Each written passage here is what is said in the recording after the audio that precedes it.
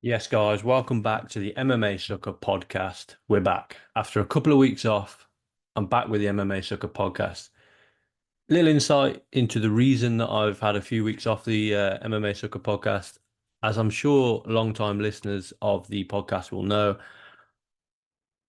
I don't care about shit cards. And I think we've had two shit cards back to back, to be honest. I know that they haven't played out to be shit, but Amanda Lemos versus Jandiroba is not a headline fight. It's personally speaking, it doesn't get on the main card of a pay-per-view.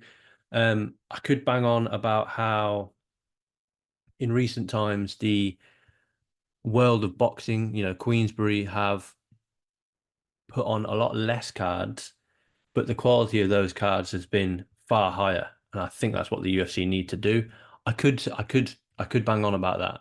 I'm not going to because there's only so many times that you can whinge and complain about something like that before it gets boring for me and it gets boring for you, the listeners. So that's why I've had a couple of weeks off, but I'm back. This fight card is really good. UFC 304. This whole podcast is going to be about UFC 304.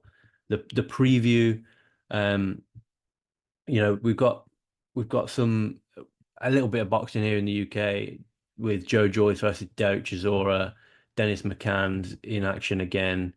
I'm not going to touch on that because, to be honest, Derek Chisora and Joe Joyce headlining a card is in 2024 is mental. But the real show is in Manchester, England, from the Co-op, brand new, might add, brand new Co-op Live Arena.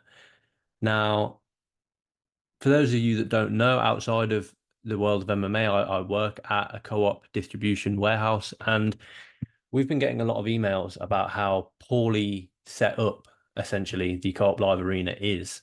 Um, that was when it originally opened. Now it's been open for a few months. I think, I think we're there or thereabouts with the Co-op Live Arena in Manchester. There's a number of reasons about this card that interest me. First of all, I was looking at actually, trying to get tickets to this card. And then I realized the time of day it is. It's 3 o'clock in the morning for a main card in the UK. That's a lot to ask. I know they did it with Bisping, but it's a lot to ask UK fans. Not only do we have to get up in the middle of the night, usually to watch, MMA, UFC fights in the US, but now you're asking us with a pay-per-view on our time scale to get up in the middle of the night and you know stay awake all night. You're asking the fighters to stay awake all night on a US time zone. It doesn't sit right with me, especially because the card is so Brit heavy. Now, of course, it's sold out because we don't get pay-per-views here in Britain a lot. We don't get the UFC cards in here in Britain a lot. I think we get, an average of two a year. However, this year, obviously, we've only I believe we've had two pay-per-views this year, which is, sorry, no, I don't think it was this year, was it? That we've had the pay-per-view. No. So yeah, we had a pay-per-view here last year, and we got UFC 304 this year. So that's one negative about the card. The second negative, and the only negative thing I'm going to say about the card, the fucking poster is awful. It is what it is. The poster's dreadful. I hate it. But let's move on to the card itself, because from top to bottom, we've got really good fights, really competitive fights, and fights that actually mean something. And fights, the fights that maybe don't mean something for the rankings have got a really fun fights. Of course, we've got the main card, we've got a prelim card, and we've got the early prelims. So what I'm going to do is I'm going to go just off what Tapology have got, whether that's the official main card or not. They've got Manal Kat versus Mohammed Mokaev on the prelims. I'm not sure if that'll be a prelim fight or a main card fight because the UFC have a 6-fight main card fight with Mokaev on that. So I'm not sure how that's going to play out, but I'm just going to go what Tapology says, but I'm going to cover all the fights, so it's not a problem. So let's jump straight into it. Leon Edwards versus Belal Muhammad 2 headlines the fight card for the UFC welterweight championship. Now, these two men first met in, I believe it was 2021, sorry, where Leon Edwards was dominating Belal Muhammad until he eye poked him, and the fight was called a no contest. Why the two men didn't immediately rematch, I'm not quite sure. It's a shame that they didn't, because that was at the time. Leon Edwards, of course, he's still been undefeated since that loss to Kamaru Usman in 2015. He was enjoying what, seven, eight fight win streak, and obviously then he eye poked Belal Muhammad. Belal Muhammad was on a 4 fight win streak and has since gone on to have a 5 fight win streak. These two men do not like each other. I don't think Leon Edwards gives Belal Muhammad the respect that he arguably deserves, and I don't think I think Belal Muhammad's got a bee in his bonnet about Leon Edwards disrespecting him, ducking him, and Belal Muhammad thinking that he is the best fighter in the welterweight division. If there's two guys that are going to get you ready for Belal Muhammad in the welterweight division, it's the two best or two of the better wrestlers in the welterweight division, be it Kamaru Usman and Colby Covington. So Leon Edwards' last 3 fights have been Kamaru Usman twice and Colby Covington once. Just going to pull up UFC stats to see. I want to get some numbers on how well Leon Edwards has done against these wrestlers as far as takedowns are concerned, because I think that is Belal Muhammad's keys to victory, is to look to take Rocky down, because if he doesn't, we've seen him struggle on the feet against Rocky. Against Kamaru Usman in that first fight, Usman landed 5 of 12 takedowns. Against Kamaru Usman in the second fight, he landed 4 of 15 takedowns. And against Colby Covington landed 2 of 10 takedowns. So although Leon Edwards is being taken down, Colby Covington only landed 20% of his, Kamaru Usman 26% of his in the rematch, and 41% in the first fight. Slightly worrying for Leon Edwards. He's got a takedown defense of 70%, but when he does get taken down, we have seen him more than willing to sort of hang out on the ground and not, have the urgency to get back to his feet. With that being said, if you look at Belal Muhammad, he is a takedown. He is a wrestler. He does look for the takedown. He has only got a 35% accuracy on the takedowns, however. If you look at when he faced Leon Edwards the first time, he didn't even shoot for a takedown. Against Damian Maia, of course, he didn't shoot for a takedown. That's too much of a dangerous game. He fought Stephen Wonderboy Thompson, a man who, famously does have a good takedown defense, took him down 7 times. He took Vicente Luque down 5 times over 5 rounds.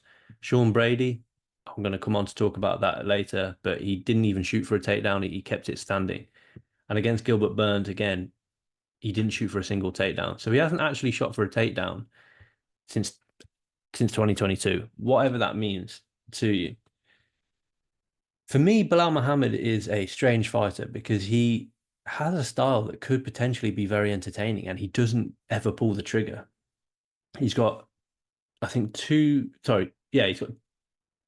has 3 finishes in the UFC since 2016. And one of those was in 2016. He finished Takashiri Sato by rear naked choke in 2019, and he TKO'd Sean Brady in 2022, if you remember that fight. He kept the whole fight standing. He put the pressure on Sean Brady. I think he broke Sean Brady's will in that one. Can he do that to Leon Edwards? Personally, I don't think he can. If you look at the guys that Belal Muhammad has fought recently, Gilbert Burns, he was injured in that fight as well, but it did, Gilbert Burns has kind of passed it now. Sean Brady constantly looking for the takedown. Belal Muhammad was the step up in competition for Sean Brady, and it showed. Vicente Luque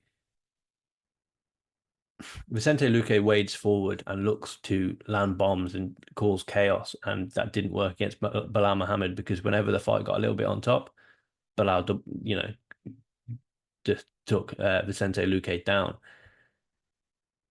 He scored a takedown in every single round against Vicente Luque, and I don't think he's going to be able to do that against Leon Edwards. The guys match up fairly well. Leon Edwards, the taller man, the with the longer reach, southpaw versus orthodox, which will open up the body the liver kick for Edwards, of course. Um, Strikes landed per minute, Belal lands more, but a lot of them are ground and pound strikes. Strikes absorbed per minute, Belal also absorbs more strikes than Leon Edwards. Takedowns. Leon Edwards does look for takedowns. He's not a pure striker, although it's his striking that he's become known for as of late. He does land takedowns, 1.25 takedowns um, per 15 minutes, with an accuracy of 34%. So we can't really read too much into that. But Belal Muhammad has a 93% takedown defense. I don't know. I can't remember the last time I've seen Belal Muhammad on his back. I think he's only been taken down a handful of times in his UFC career, and he's never struggled on the ground really. For me, you have to look at that first 5 minutes of their first fight where Leon Edwards didn't give Belal Muhammad any respect. He was on the front foot. He was walking Muhammad down, and he was dominating the fight for me until obviously the eye poke. I think he hurt Belal Muhammad with a high kick early on in the fight, which shows, he's not scared to throw that high kick and get taken down by Muhammad. I'm seeing a Leon Edwards win, and I'm seeing it by decision. I don't think he'll open up enough to finish Belal Muhammad. And I think Belal Muhammad's going to, we've seen pictures of him, he's in phenomenal shape. But I don't think Belal Muhammad, I think Belal Muhammad is clever enough to not get caught by Leon Edwards. I think Belal Muhammad wins rounds. I think he dominates rounds as well. I think, you know, there's rounds in the fight where Belal Muhammad shuts out Leon Edwards by taking him down and maybe controlling him on the ground. He says that he wants to break Leon Edwards' will, which for me, I don't see happening. Leon Edwards was elite against Colby Covington. He was really, really good against Kamaru Usman in their rematch. He was poor in his first title shot, but when you've got that head kick in your locker, the head kick heard around the world, you can kind of afford to be poor for, almost the whole fight before landing that head kick. Like I said, I see a Leon Edwards win and still, but I do see it by decision. Moving on to the co-main event, which again is a rematch.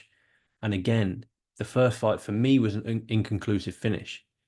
Tom Aspinall puts his UFC interim heavyweight championship on the line against Curtis Blaydes. Their first fight headlined UFC London a few years ago, with Tom Aspinall losing in 15 seconds after blowing out his knee. We learned very little from that fight, but what we've learned since that fight is quite a lot. Since that fight, Tom Aspinall's gone 2-0 against Marcin Tybura, and then obviously in the interim title fight against Sergey Pavlovich, he knocked both of those men out with blisteringly quick and horribly heavy hands. Horribly heavy for his opponents, that is. Curtis Blaydes since then has gone 1-1.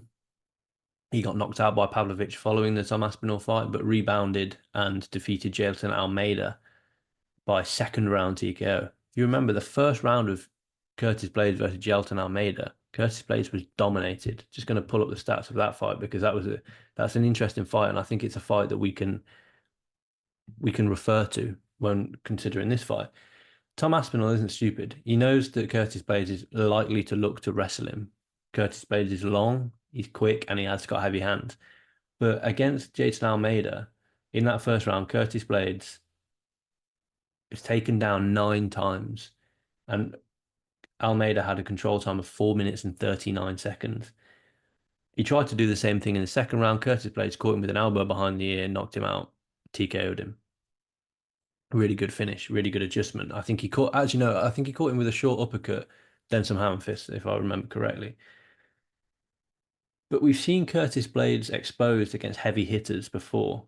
You know, Curtis Blaydes' losses, Francis Ngannou again, Derek Lewis, Sergey Pavlovich. 4 losses on his UFC record, all of which are knockout losses, all of which have come against heavy hitters. Tom Aspinall is a very heavy hitter. We don't see that one punch knockout power over people like Sergey Pavlovich if you're not a heavy hitter. But he's got so much more to his game than just being a slick boxer. Takedown accuracy 66%. Sorry, takedown accuracy 100%. 3.46 takedowns landed per 15 minutes. Takedown defense for Curtis Blaydes, 31%. That's a concerning stat if you're Curtis Blaydes. We saw Tom Aspinall push Curtis Blaydes. I think it's 15 seconds, so you can't really read too much into it. But we saw Tom Aspinall push Curtis Blaydes up against the fence, essentially, usher him into the fence, throw that leg kick, blow his knee out, fight over. Disappointing. But since then, we've seen Tom Aspinall come back. I think he's quicker than he ever has been. He's throwing more feints than he ever has done. He's mixing his strikes more than he ever has done. That stepping elbow against Marcin Tybura at the beginning of the end for Tybura. Really, really good finish. And I also think that you can mix in the takedown. We saw against Alexander Volkov. We saw against Andrei Arlovsky just how good he is when he gets the fight to the ground, especially that Volkov straight armbar. But what's concerning for me about Tom Aspinall against someone like Curtis Blaydes is that Tom Aspinall does like to back up, and rather than block with his hands, he likes to sort of try and move out of the way, and it's very sort of chest forward and head back. Now, you can afford to do that against certain people, but Curtis Blaydes is 6'4". He's an inch smaller than Aspinall, but he's got an 80-inch reach advantage. 80-inch reach, a 2-inch reach advantage, which means that if he puts a prolonged combination together against Tom Aspinall, he can catch Tom Aspinall, and that's something that Aspinall's got to be deadly aware of. And also, if Tom Aspinall's leaning out the way from his hips, leaning backwards, he's exposing his hips. Curtis Blaydes can double leg Tom Aspinall, take him down. What's Tom Aspinall like on his back? We haven't seen that an awful lot. He's a BJJ black belt, and it's BJJ that his sort of are his combat roots. But we haven't seen him on his back an awful lot against someone like a Curtis Blaydes that can look just to hold him down. I think Tom Aspinall wins it because I think Tom Aspinall is the best heavyweight on the planet. How does he win it? I think he wins it by TKO, third or fourth round. I think this one goes a little bit longer. Hopefully, it goes longer than the last one. I don't think that he's as reckless as he has been against people like Sergey Pavlovich. I think we could maybe see a butchering by Tom Aspinall, but I can also see Tom Aspinall being caught. I can see Tom Aspinall, like Leon Edwards, probably losing a round or two against Curtis Blaydes due to the takedown.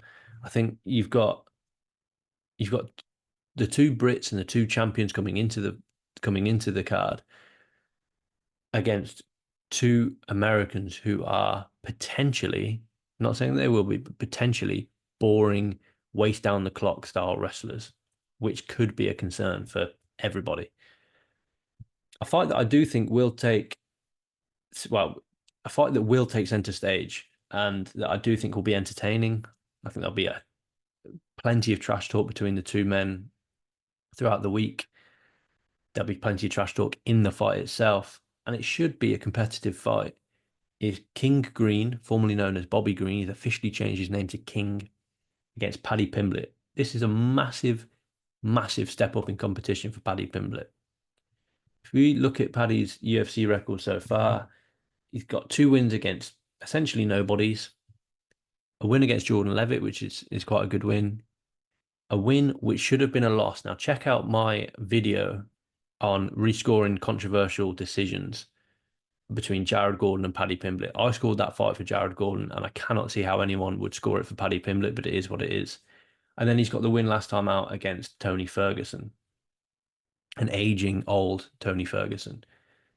Now, Bobby Green has got a record of, ignoring his no contest against Jared Gordon, 3 wins and 1 loss in his last 4 fights.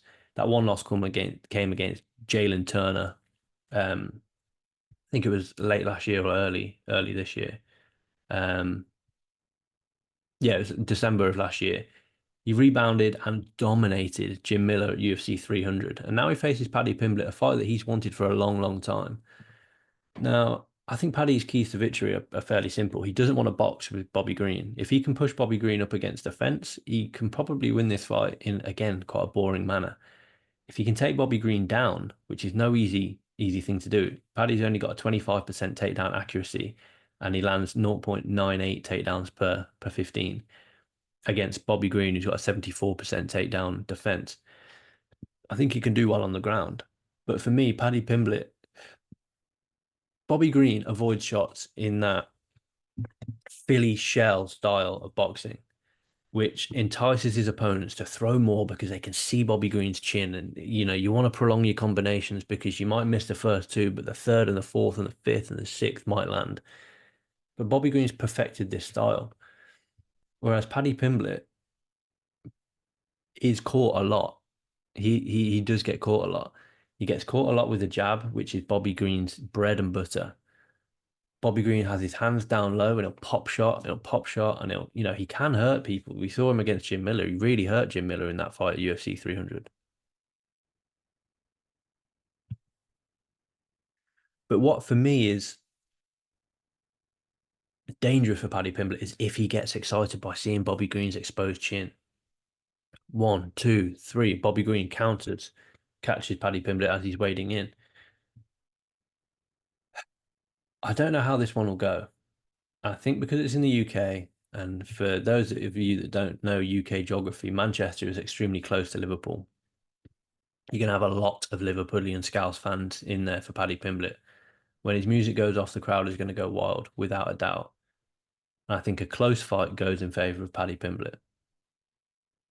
But can Bobby Green do enough? King Green, sorry, King Green. Can King Green do enough to completely either take it out of the hands of the judges or completely dominate Paddy Pimblett enough so that that Paddy doesn't, get a home victory? I'm not sure if he can. I'm picking Paddy Pimblett. I think this is ridiculous. I think Bob King Green will win the fight, and I think Paddy Pimblett will get his hand raised. I said it. Moving on, middleweight division, Christian Leroy Duncan, one of my favorite fighters to watch in the UFC at the moment, takes on a fairly late notice replacement, Gregory Rodriguez. Now, it's quite rare that we get a better fight on short notice than the original, but here we are. Christian Leroy Duncan, I'd say one of the best strikers in the UFC today. I think he's brutally underrated. He's 10-1, 6'2" middleweight, 79-inch reach advantage. 79-inch reach, 5.96 strikes landed per minute, 62% accuracy. He's a really good striker. And we saw, in his last two performances, he had that loss against Armen Petrosian, which was really disappointing for him. And I think that hurt him a lot, Christian Leroy Duncan. I think he was just outworked in that fight, really. And now he takes on Gregory Rodriguez, one of the most exciting fighters in the UFC that we've seen in a long time. Also holds a loss to Armen Petrosian, so that's the common opponent that they've got. But this one for me ends in a finish. They've also got the shared opponent of Dennis Tulilin. Christian Leroy Duncan beat him in the second round. Gregory Rodriguez beat him in the first. These two are finishers. These two are strikers, and I am excited for this fight. Gregory Rodriguez, cannot remember him being in a boring fight. You look at his last five fights, he's 4-1, beating Julian Marquez, first round knockout, Chidi Unjikani, second round knockout. He lost to Bruno Ferreira by first round knockout. He knocked out Dennis Tulilin in the first round, and then knocked out Brad Tavares in the third round of their fight in February of this year. Christian Leroy Duncan, he beat Duso Todorovic. Knee injury is what it is. He lost to Petrosian, then he beat Tulilin by second round TKO, and he absolutely battered Claudio Ribeiro to a second round TKO. For context, this fight went, what, 7 minutes. Ribeiro landed 13 strikes, and it was just dominance by Christian Leroy Duncan. If Christian Leroy Duncan can get the win in this one, I think he's knocking on the door for a ranking spot, because Gregory Rodriguez is no mug. He's a much tougher fight than Christian Leroy Duncan's original opponent, who was Robert Brzezinski. I butchered the name, but we move. Brzezinski won, 0-1 in the UFC, lost to Ilia Pretoria. Yeah, much tougher fight. Fair play to Duncan for taking the fight, because, like I said, it's a tougher fight. for me, like I said, I think Christian Leroy Duncan is knocking on the door of a ranking spot. If and in my opinion, when he wins, I'm picking Christian Leroy Duncan. I think Gregory Rodriguez is too easily hit. I think Christian Leroy Duncan is too difficult to hit. And I think he wins that fight, probably by TKO, and I'd say probably in the third round. Moving on. So on Tapology, Arnold Allen versus Giga Chikadze is opening up the main card. Now, this fight is a dream matchup for me. I think this is a really good fight. And Arnold Allen, it's big for Arnold Allen this fight. He needs to bounce back from those two losses. He lost to Max Holloway, he narrowly lost to Movsar Evloev last time out. I think that was on UFC 298 or 299, 297. Fucked. Anyway, he lost to Movsar Evloev. He suffered a nasty cut in that. That was in January. Arnold Allen usually fights, pretty infrequently. He fought in 2020, then he fought in 2021, fought twice in 2022, once in 2023, but he's already had a fight in 2024 now. And now he's having another fight in 2024. This is good signs for Arnold Allen. He's a man for me that needs to stay active. He's 19-3. The worrying thing for me about Arnold Allen is that Giga Chikadze is a phenomenal striker, and Arnold Allen is fairly easily hit. He absorbs 2.91 strikes per minute. Giga Chikadze lands just over 4 strikes a minute. Giga Chikadze obviously bounced back from that absolute battering at the hands of Calvin Kattar. That was back in 2022. He bounced back against Alex Caceres in August of last year to a decision. Arnold Allen's a very well-rounded mixed martial artist. He's got a good ground game, he's got a good submission game, he's got good striking, and he's got heavy hands, and he's got a good gas tank as well. And his keys to victory for me are fairly simple. Closer distance, don't let Giga Chikadze kick you. Don't let Giga Chikadze work his kickboxing game. And if you crowd him enough, Giga Chikadze, he struggles. Work the jab your way into range. Closer distance, get Giga Chikadze on his back and tire him out and look for ground and pound finish. And I think that's how the fight will go. I hope Arnold Allen wins. I like Arnold Allen. I hope he wins. And I'm picking him to win by decision. I think it'll be a decision, but I think he dominates. I think he's pretty. The thing is, it's a bit of a brash sort of call, but I think he wins by decision and he complains about the quality of his performance, but he just wants to get back in the win column. I'm going to go through these last, the last fights just briefly now. Mohamed Mokaev versus Manal Cap, for me, number one contenders fight. Whoever wins this fight faces Alejandro Pantoja later on in the year, maybe on that November card as a co-main or third title fight on the card.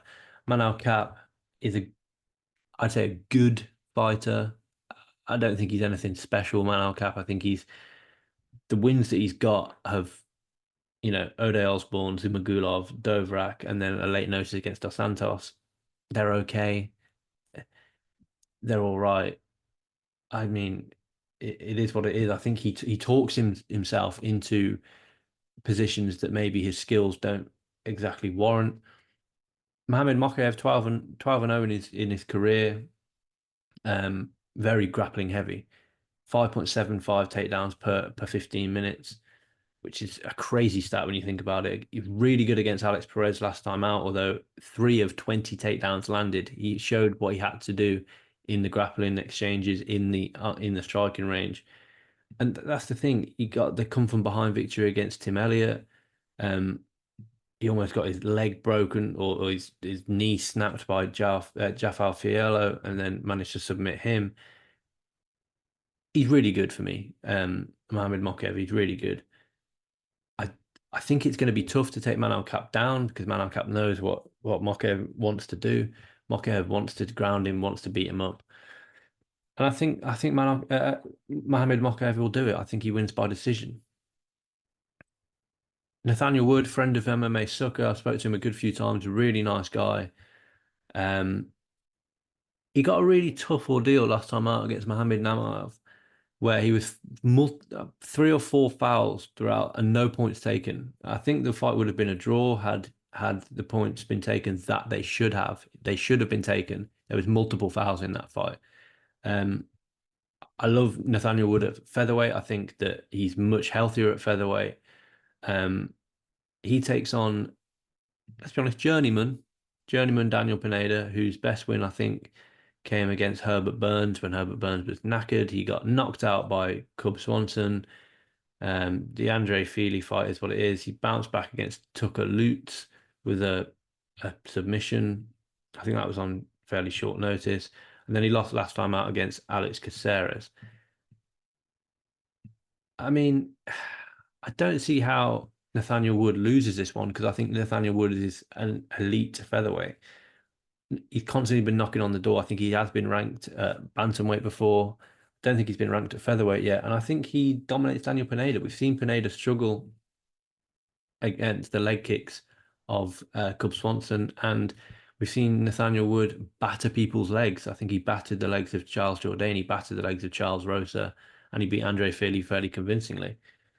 The only thing, and my thoughts go out to Nathaniel for this. I know he just had a baby daughter. He got married last year. He just had a baby daughter who had some health complications, you know, and I think from what I can read, everything's going well, which is phenomenal news. But I just hope that he hasn't been distracted in fight camp by that because I want Nathaniel Wood at 100%. But at the end of the day, family comes first. Like I said, shout out to Nathaniel, Nathaniel and the family. Hope everything's well there, and I'm sure, I'm sure he'll put on a performance in his home country of the UK.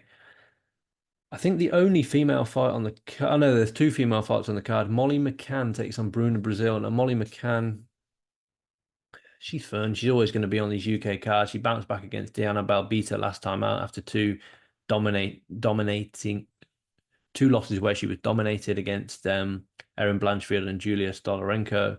She bounced back with an armbar finish of her own. She takes on Bruna Brazil. Bruna Brazil is what she is. She's very, in my opinion, limited. She got beaten by Denise Gomez. She was able to just to beat Shauna Bannon with ease, which is I think the UFC were putting a lot of sort of eggs in the Shauna Bannon basket, and she beat her with ease, in my opinion. Just she landed the more clean, effective work. But this is Molly McCann's fight. She wins it fairly easily, puts on a show. Kyle Loughran faces Jake Hadley. Now, Jake Hadley is stepping in on short notice for this one. Usually, I think a flyweight stepping up in weight to bantamweight. This should be a banger on the prelims. This has got fight of the night written all over it. Loughran obviously lost his UFC debut, bounced back last time against Angel Pacheco to a decision. Jake Hadley has had a bit of a rough time of it in the UFC, lost his debut after coming through on the Contender Series, won two back-to-back, and now has lost two back-to-back against Cody Durden and Charles Johnson. That was just in May that he lost to Charles Johnson. Stepping on short notice, up at bantamweight. What does he look like at the bantamweight? I think Loughran wins it. I think he wins it fairly convincingly. Could even finish Jake Hadley, who I don't think has ever been finished. Um, but it's a whole different ball game moving up 10 pounds in weight against someone as big as Kyle Loughran. Mick Parkin against Lucas Brzezinski. Again, apologies. These Polish names are killing me. Don't get it. I don't understand it. Mick Parker wins it fairly convincingly. Brzezinski, or I'm going to just call him Lucas because I don't want to butcher his name, or the Bull, which is his nickname. 1-3 in the UFC, with one win over Johnny Walker's brother. He was finished by Waldo Cortez Acosta. Mick Parkin. I'll be honest, I'm a little bit. I need Mick Parkin to show me more. He's 3-0 in the UFC. All three fights have gone to a decision. At featherweight, at heavyweight, it's not been the best watch, but we'll see how that one goes. Oban Elliott gets his second opportunity in the UFC. In his debut, he beat Val Woodburn by decision, showed great come from behind. Showed a great chin in that one to come from behind. He takes on Preston Parsons, who is far more experienced than Oban Elliott. He's had 15 fights. Oh, no, he's not actually. 15 fights to Oban Elliott's 12. It's a bit of a card filler for me, Oban Elliott. I'm glad that he gets the opportunity in the UK. He'll have a lot of Welsh fans. Potential fight of the night, Kiefer Crosby versus Sam Patterson. Crosby obviously lost his UFC debut. Sam Patterson lost his UFC debut but bounced back. I think it's probably last chance saloon for Kiefer Crosby. But I think this is going to be a phenomenal fight. I really, really do. I think it's going to be really good. Sam Patterson, obviously moving up in weight to welterweight last time out, showed just what he can do. Rear naked choke inside, just outside, sorry, of 2 minutes. Kiefer Crosby will walk Sam Patterson down. He will stand in the middle of the ring of the octagon, and will look to just outgun Sam Patterson. He will look to out. He will just look to out mano a mano. And I think that's his downfall. I think Sam Patterson takes him down, chokes him out fairly easily. Unfortunately for Kiefer Crosby, I really like Kiefer Crosby there. But if Kiefer knocks him out, would I be surprised? Absolutely not. If there's ever a fight to say we brought you in at 5-0 when you didn't deserve it, you lost your debut, your original opponent pulled out, so now we're giving you an absolute gimme. It's this one. Shauna Bannon takes on Alice Ardeline, Romanian girl who was supposed to be getting an opportunity on the Contender Series. She is 9-5. Um, she's got losses in 2014. She had a loss to Diana Balbita. She also lost to Zhang Weili in 2016. Since then, she's won 4 fights. The combined record of her, sorry, 5 fights. I apologize. The combined record of them, just doing a quick, simple bit of maths, they've got 5 wins and 8 losses. The last girl that she beat was in August of last year. She was 0-3. So you get an opportunity in the UFC these days after beating a girl who is 0-3. Yes, it's a short notice fight. But you're trying to tell me that you couldn't find a strawweight on the planet that could make strawweight, that could get over to the UK to face Shauna Bannon because on short notice, better than that. I disagree because I know a 34-year-old. I don't know if they train together. Forgive me if they do. Danny McCormack deserves her shot in the UFC, and you're giving a shot to Alice Ardeline, who is she's the best women's fighter in Romania, apparently. Also, if you click on her Instagram handle, um, the first thing she's got in her bio is TikTok 3 million plus. Sh For me, she just, I think from what I understand, just looking at her Instagram, she's more interested in being a comedian than she is a fighter, which is going to be a downfall. Shauna Bannon's going to beat her, and no one's going to be surprised. And it is what it is. Ridiculous fight for me. Ridiculous fight.